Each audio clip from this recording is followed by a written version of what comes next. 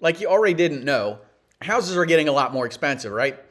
There's an affordability housing crisis in the nation, and home prices are predicted to rise at a slower pace this year, but that doesn't mean that they're getting more affordable. You know, if you've been out looking at properties, you cannot argue this fact. So, when will home prices be more affordable again?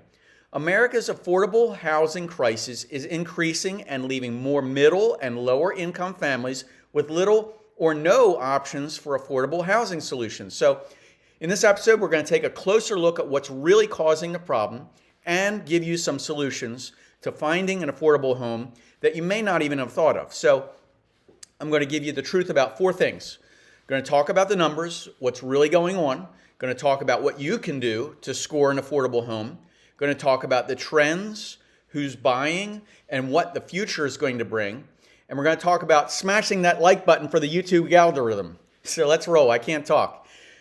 Price growth in the housing market in a larger economy is expected to return to a more modest level this year, and that's according to Fannie Mae.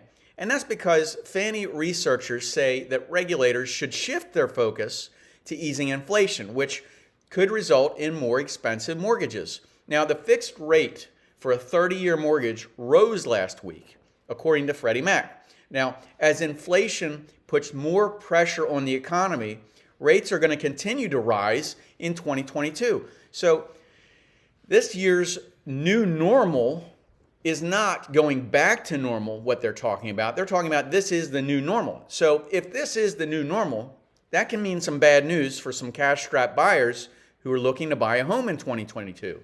So affordability has fallen to historic lows. This is keeping more Americans from buying, and it's only getting worse, in part by the stagnant wages. At the same time, home prices are increasing, and the prices of everything is increasing. You know, in the past 2 years, interest rates have been super low, and it's encouraged a lot of home buying.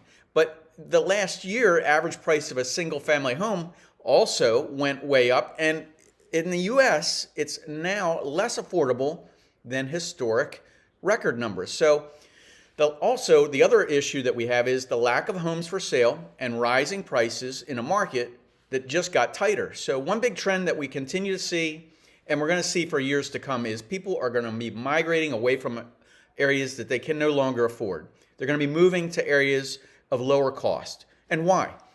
You know, if you can't afford to live there, you got to go. You got to go somewhere else where you can actually live. So, for example, here in Myrtle Beach, South Carolina, many people are retiring or looking to retire to the area or invest in the area. Why? Because we still have a handful of new homes that are starting under $250,000 that are 30 minutes to the beach. We also have small one-bedroom oceanfront condos starting at $200,000. So you can't do that in other places. So what's happening as prices rise around the nation, people continue to look at places where they can actually afford to live in, right? So this is why, and what my real estate team does every day, but everywhere else in the nation, recent growth on home prices, coupled with this rising interest rates, could lead to some serious affordability issues. And this is Fannie Mae talking this way and saying this. And this year, they're expecting home prices to increase, notice the word, 7.6%. That's still less than the 17.3% increase last year, but it's considerably higher than the average pace of 5.4%, which is average from 2012 to 2019. So what's causing this? Many Americans aren't getting paid enough to keep up with the cost of inflation. So if you want to buy a home now, what can you do? I'm going to give you some options here. Consider the sizes of homes. Now, why is this important? Did you know that the average home in the 1950s was around 900 to 1,100 square feet? Now, today, many three-car garages in homes are 900 square feet. So think about that. You know, personally, I can tell you I grew up in an 1,100 square foot house. My dad finished the attic where my brother and I shared a bedroom. So think about the size of homes and how they've expanded. Of course, the costs go up. Also, when you're buying, consider upgrades. Now, years ago, basic affordable homes didn't have an attached garage. Think about houses that had just the house. It was a 3-bedroom, 2-bath house, right?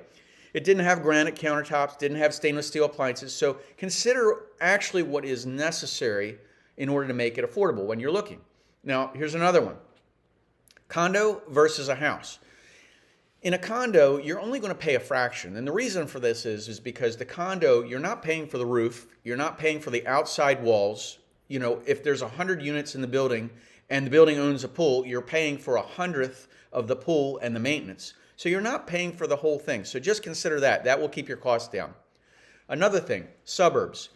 Depending on what town you're living in, honestly, and what you're looking at, you know, if you're considering maybe 30 or 45 minutes from a metro area, this can make it more affordable than considering being right in the hub.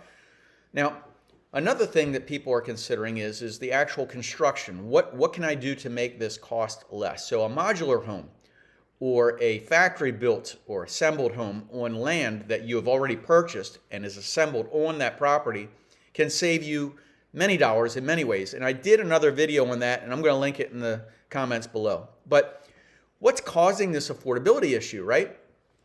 Everywhere in the nation, recent growth in home prices coupled with rising mortgage rates led to the affordability issues.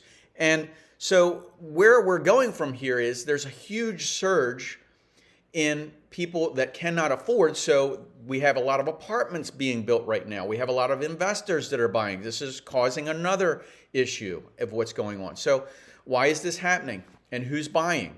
Okay. Apartment buildings.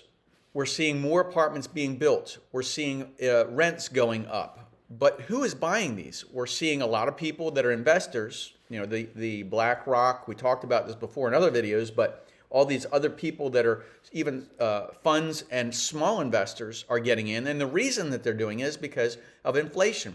You know, they're trying to get in, put their cash to work, get a return on their investment. Even small investors are doing this. We're seeing this here. Again, it's happening. Who else is buying? Retired. It's not about money at this point. It's about time.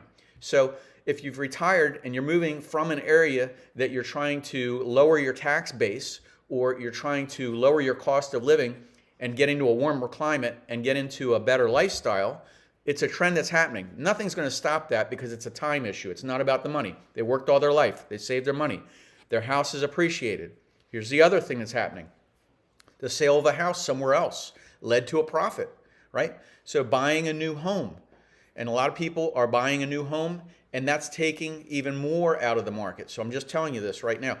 But home prices are predicted to still rise this year, okay? Not by as much as last year, but that doesn't mean that houses are getting more affordable. So looking into 2022 and beyond, Fannie analysts are expecting the Federal Reserve to continue to interest rate increases, and that's what this means is it's going to get more expensive to get a mortgage, even though prices themselves aren't going to be going up nearly like they were before.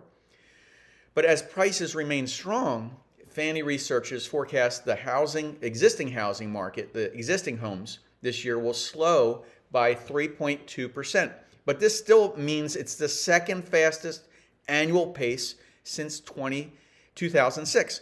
So what do you plan to do this year? I mean, seriously, if you know that all this is going on, you've been feeling it, you've been looking in the market, what are you looking to move? What are your moves? Are you retiring? Are you investing? Are you buying a home for the first time? You know, I want to know what happens to you. I want to know what's going on in your life. And the reason I'm making these super helpful videos is for you. And I truly appreciate you watching these, but let me know what's going on in your life. You know, are you finding what you're looking for? If you've been out looking, have you actually seen any properties that fit your criteria? And if they are, you know, are they still getting bidding wars? I know that we're still seeing that on affordable homes. So wherever you are and whatever you're doing, I hope you're having a fantastic day. It's Jerry with Jerry Pincus Real Estate Experts here in sunny Myrtle Beach, South Carolina. I hope you have subscribed. If you haven't, go ahead and do so. Give me a thumbs up, please, and I'll see you in the next video. Take care, guys.